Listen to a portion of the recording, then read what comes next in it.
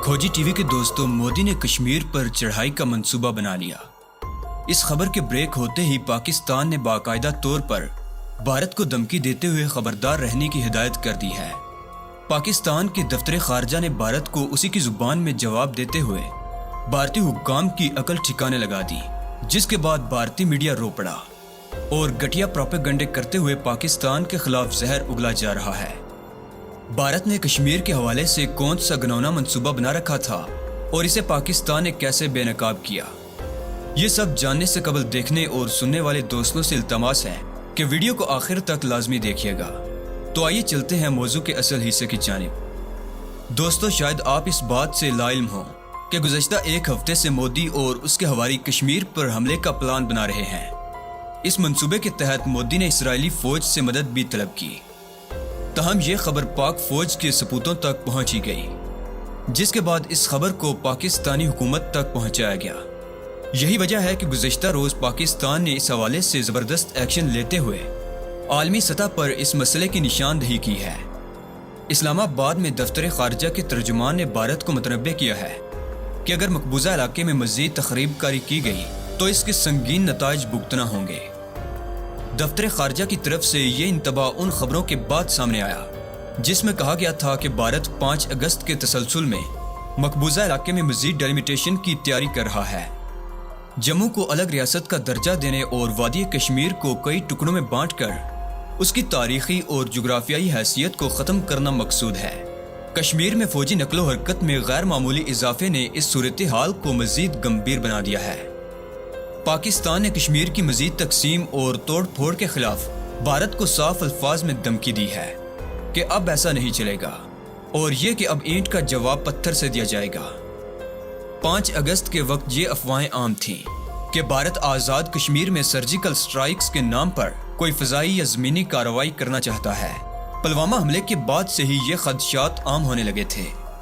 इसके जवाब में पाकिस्तान ने यह रेड लाइन मुकर्रर की थी कि अगर भारत ने आज़ाद कश्मीर पर जारहियत की तो उसे भरपूर जवाबी कार्रवाई का सामना करना पड़ेगा। किसी हद तक बालाकोट हमले के जवाब में भारत को एक भरपूर रद्द अमल का सामना करना पड़ा था। इसके बाद 5 अगस्त को जब भारत ने मकबूजा इलाके में तशख़्ख़ुस और शनाख्त पर हमला किया तो पाकिस्तान की तरफ से आज़ाद कश्मीर पर हमले की रेड लाइन वाले मौक़िफ़ का ही इजहार किया जाने लगा, जिस पर मुल्क के अंदरूनी हलकों में तनकीद भी हुई और इस मौक़िफ़ को कश्मीरियों को भारत के रहमो करम पर छोड़ने के मुतरादिफ जाना गया।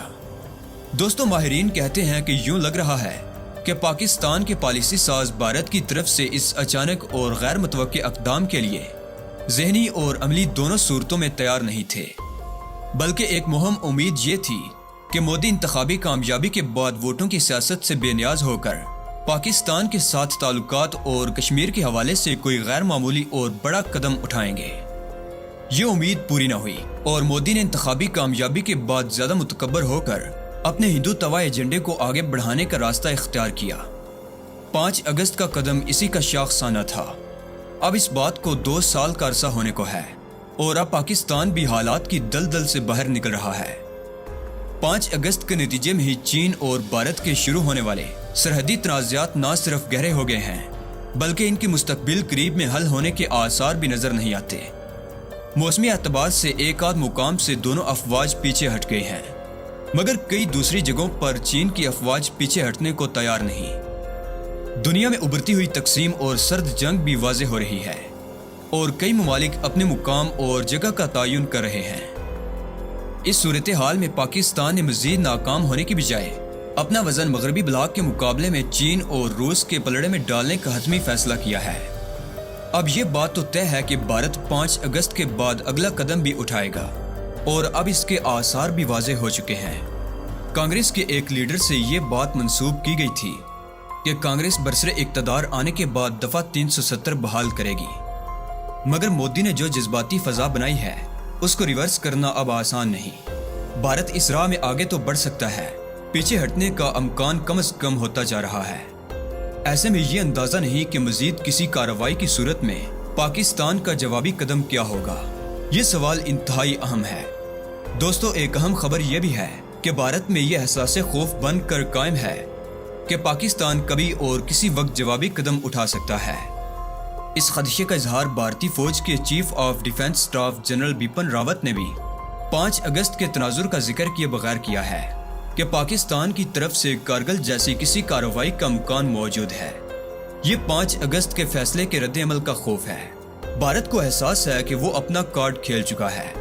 اسے یہ اعتماد بھی ہے کہ وہ زمینی طاقت کی حیثیت سے اپنے فیصلوں پر عمل درآمد بھی کر سکتا ہے، مگر یہ خوف بھی کہیں کہیں چھلک پڑتا ہے کہ اب پاکستان کی باری ہے۔ یہ ایک حقیقت ہے کہ پاکستان کشمیری عوام کی تحریک سے دستبرداری کا اعلان کر کے خودکشی نہیں کر سکتا۔ کشمیری عوام بھی بھارت کے قبضے کو تسلیم نہیں کرتی۔ یہ 2 حقیقتیں جب تک موجود ہیں، کشمیر کا مسئلہ ختم نہیں ہو سکتا۔ اگر پاکستان بھی فلسطینیوں کے ساتھ اردن اور مصر کے سلوک کی طرح کشمیریوں کو حالات کے رحم و کرم پر چھوڑنے کا فیصلہ کرے تو بھی کشمیری حالات کے آگے سرنڈر نہیں کریں گے۔ انہیں اپنی بقا کے لیے، اپنی نسلوں کی بقا کے لیے دباؤ کے طور پر مزاحمت کو کسی نہ کسی درجے میں زندہ رکھنا ہے۔ جب تک یہ حقیقتیں موجود ہیں، پاکستان کشمیر میں ایڈونچر اور مس ایڈونچر کرتا رہے گا۔ اچھا ہوا کہ پاکستان نے ریڈ لائن کو اپنی حدود سے باہر کھینچ لیا ہے اور بھارت کو بتا دیا کہ مقبوضہ کشمیر کی جغرافیائی حیثیت کے ساتھ چھیڑ چھاڑ کا نتیجہ کسی طور اچھا نہیں نکلے گا اور بھارت کو اس کا خمیازہ بھگتنا پڑے گا۔ دوستو، دوسری جانب وزیر اعظم عمران خان نے کہا ہے کہ مسئلہ کشمیر کے حوالے سے مغرب کا رویہ منافقانہ ہے۔ کشمیریوں پر ظلم ان کا معاملہ کیوں نہیں؟ مسئلہ کشمیر حل ہو جائے تو پاکستان اور بھارت مہذب ہمسایوں کی طرح رہ سکتے ہیں۔ پھر ان دونوں ممالک کو جوہری ہتھیاروں کی ضرورت بھی نہیں پڑے گی۔ ایک امریکی ٹی وی کو انٹرویو دیتے ہوئے عمران خان نے کہا کہ امریکی صدر جو بائیڈن سے مستقبل میں ملاقات کے موقع پر تنازع کشمیر ان کے ایجنڈے پر سر فہرست ہوگا۔ پاکستان کے جو جوہری ہتھیار ہیں وہ حفاظتی مقاصد کے لیے حاصل کیے گئے ہیں، ہمارے ہتھیار جارحانہ عزائم کے لیے نہیں ہیں۔